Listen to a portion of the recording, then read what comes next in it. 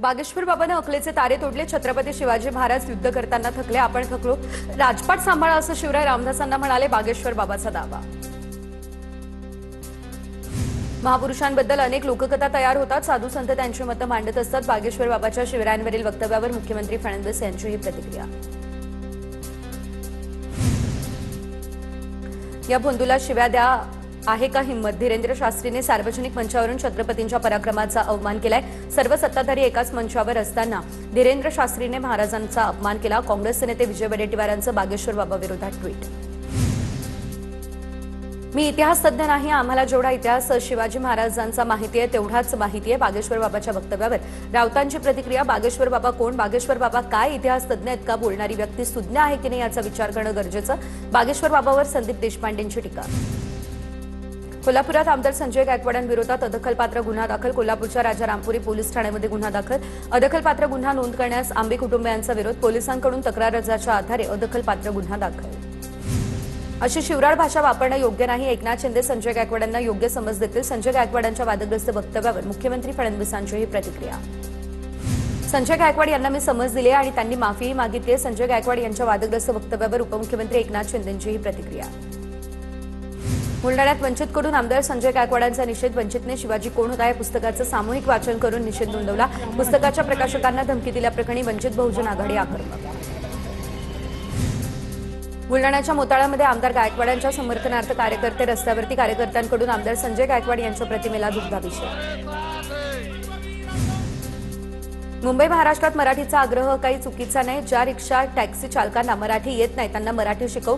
यावरून विवाद नको अशी सरकारची भूमिका. रिक्षा टॅक्सी चालकांवरील मराठी सक्तीवरून मुख्यमंत्री फडणवीस यांचं हे वक्तव्य.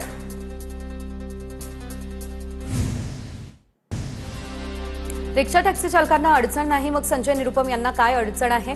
मराठी सक्तीवरून संदीप देशपांडे यांचा संजय निरुपम यांना सवाल. तर आनंद दिघे आज असते तर निरुपम यांना कानशिलात त्यांनी लगावली असती. किमान शिंदेंनी तरी निरुपमांच्या कानशिलात लावावी. संदीप देशपांडे यांची ही प्रतिक्रिया समोर. महाराष्ट्रात काम करणाऱ्या प्रत्येकाला मराठी यायलाच हवी पण 1 तारखेपासून मराठी बोला यामुळे संभ्रम निर्माण होतोय. संजय शिरसाट यांचं हे वक्तव्य. तर शिकायला वेळ देण्यासाठी निरुपम यांनी आंदोलन केलं. शिंदेंसोबत बोलून सरनाईक निर्णय घेतील. शिरसाट यांचं हे स्पष्टीकरण. मराठीचं ज्ञान असलेल्या रिक्षा आणि टॅक्सी चालकांच्या परवान्यांचे यापुढे नूतनीकरण होणार. परिवहन विभागाचा हा निर्णय.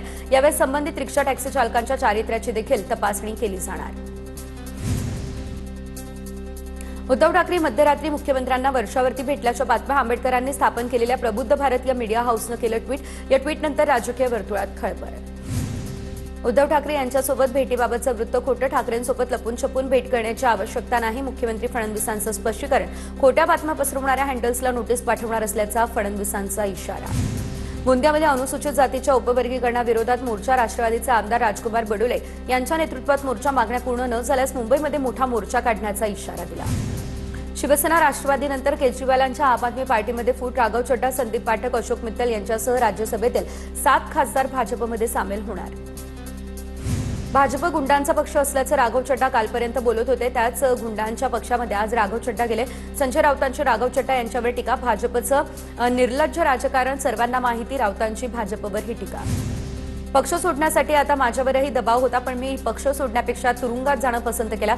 6 ते 7 जणांच्या जाण्यानं विरोधक कमकुवत होत नाही. राघव चड्डा यांच्या भाजप प्रवेशानंतर संजय राऊत यांची ही प्रतिक्रिया.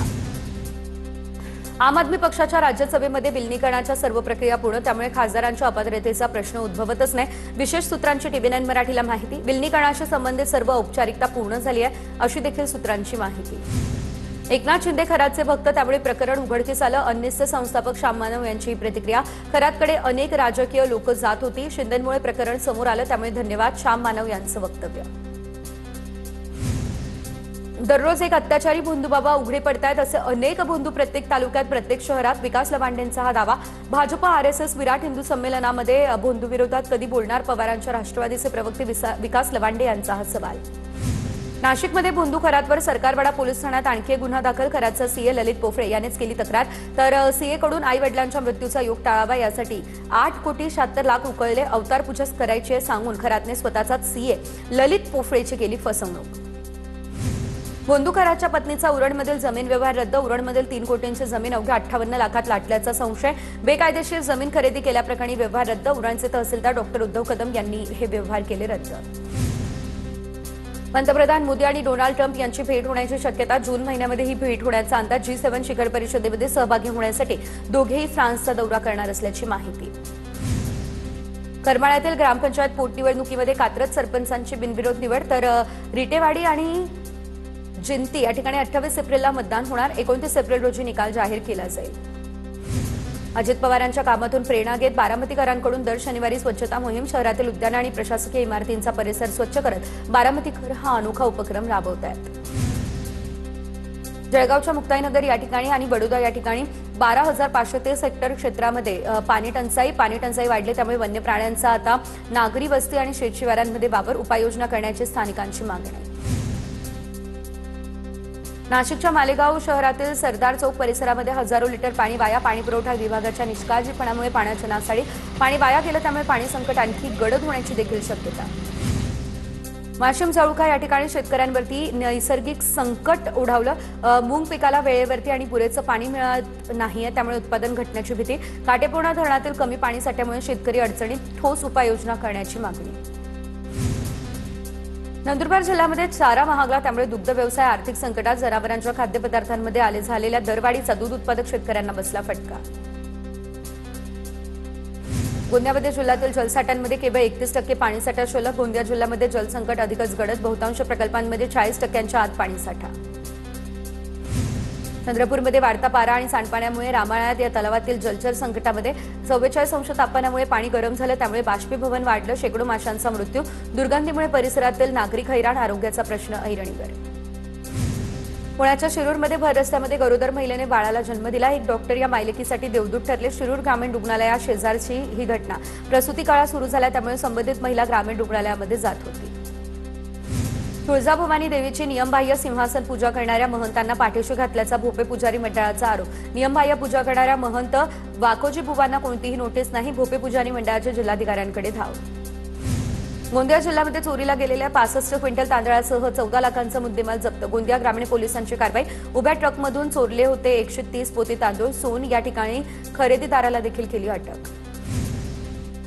अमरावतीच्या अंजनगाव सुरजी कृषी उत्पन्न बाजार समितीचे 17 संचालक अपात्र. नियमबाह्य खर्च केला, त्यामुळे संचालक अपात्र झाल्याची माहिती. विविध कलमांचं उल्लंघन. अर्थसंकल्प या बाबीमध्ये आढळल्या त्रुटी.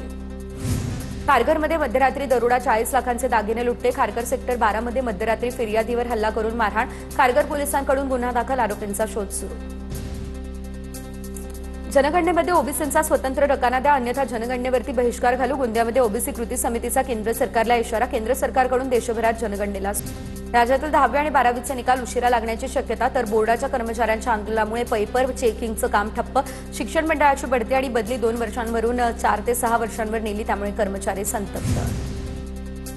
सातारा येथील शहीद कर्नल संतोष महाडिक यांच्या स्मारकाला एनडीएमधून उत्तीर्ण झालेल्या सैन्य अधिकाऱ्यांकडून अभिवादन. यावेळी सैन्य अधिकाऱ्यांसोबत माजी सैनिकही राहिले उपस्थित.